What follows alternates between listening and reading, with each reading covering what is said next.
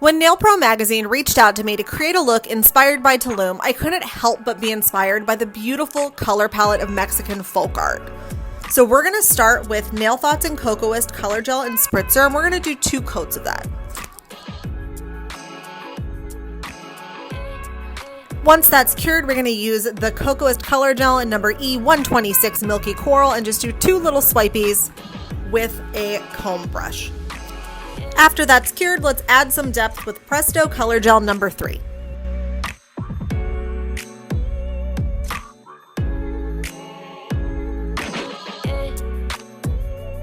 Let's create some high impact color contrast with Luxio Engagement, which is a gorgeous Tiffany aqua blue.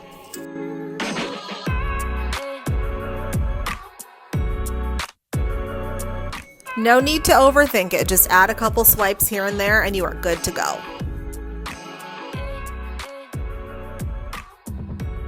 After that's cured, go ahead and give it a little tapperoni with the Nail Labo Gold Foil and then finish it off with the top gel.